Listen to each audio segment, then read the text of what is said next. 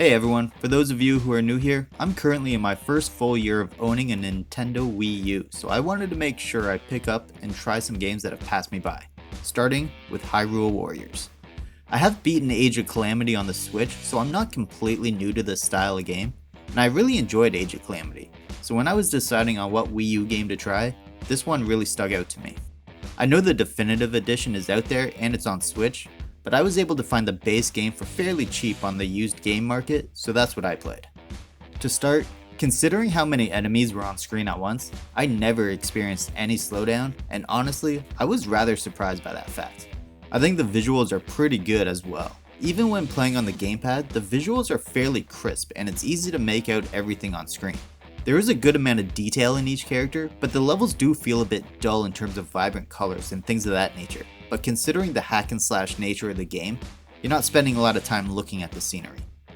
The cutscenes, however, are really nice to look at. While they might be a little slow moving in terms of they're mostly still images, but the stills themselves are full of life with really good narration. They really help to convey the story and give each mission proper context.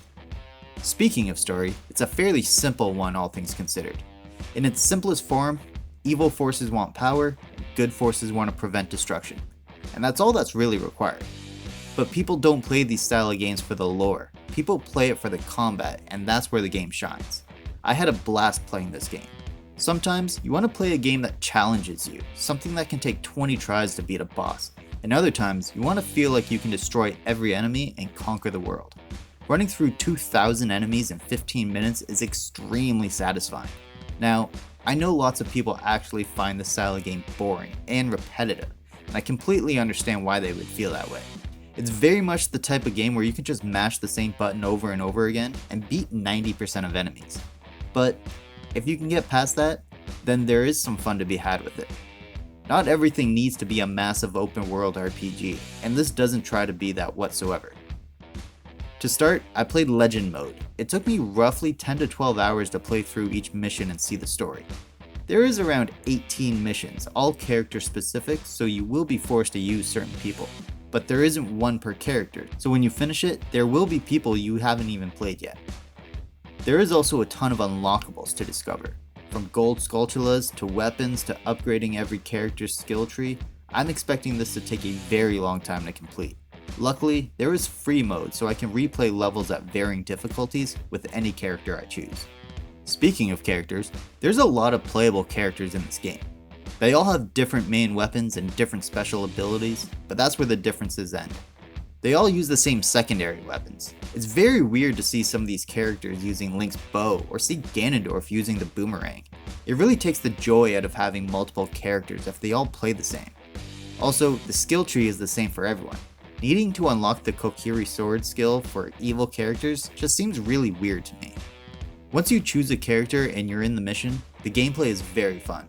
However, the gameplay design and choices made by the creators can be a little weird. There is so much text on screen, it's almost hard to keep up. From character dialogue to mission updates, they all just blend together because it's just constant on screen. Just look at this clip.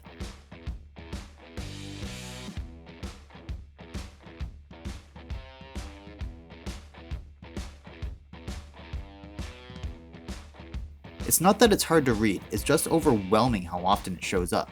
Plus all the cutscenes introducing the next enemy that approaches, even if it's an enemy you've already beaten in a previous mission. Because of all of the distraction dialogue, I found myself ignoring it, which then created the problem of not always knowing where to go next.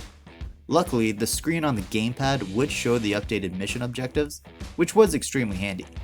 The way a lot of the objectives would pop up, it felt like I needed to be in multiple areas at once, needing to help escort a character north but also defend a keep in the southwest. It wouldn't have been such an issue if I could switch characters on the fly during the mission, but I wasn't able to. I couldn't even give the AI characters any orders where to go. I just felt like I needed to just guess which objective was a priority. I know in Age of Calamity, it's possible to switch characters on the fly, so I was accustomed to that feature, and I really missed it. There is DLC that I haven't purchased yet, but there's also a lot to do in the base game. I'm not even sure I need the DLC. Once I beat Legend Mode one time through, I replayed a bunch of the levels with different characters in free mode, and I'll probably spend a good chunk of time doing that in the future. I also did try the challenge mode. I honestly wasn't a big fan of it. They were very similar to the main story, just with time limits or the need to achieve a certain number of KOs, things like that. Then there's Adventure Mode. I was very intrigued by the look of this, but once I got into it, it felt like an advanced version of Challenge Mode. It's the same combat, the same levels, the same enemies, but there does seem to be a lot of unlockables attached to this mode, so it's definitely something I'll have to work my way through.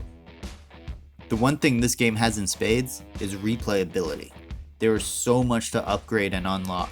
It seems pretty overwhelming.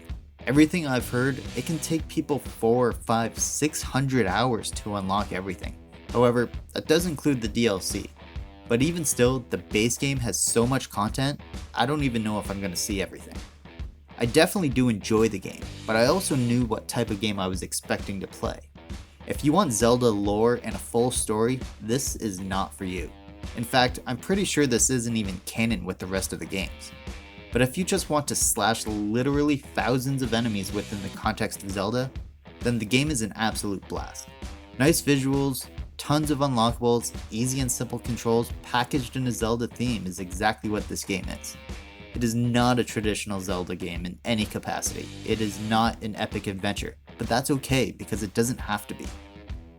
The game is basically everything I wanted it to be. It's not perfect. I really missed being able to switch characters mid-fight, and the characters all feeling the same was a big letdown. But the game achieves what it set out to do. It's a mindless hack and slash that anyone can play, and that's perfectly fine. But also if you're a hardcore player, there's a massive amount of unlockables and replayability.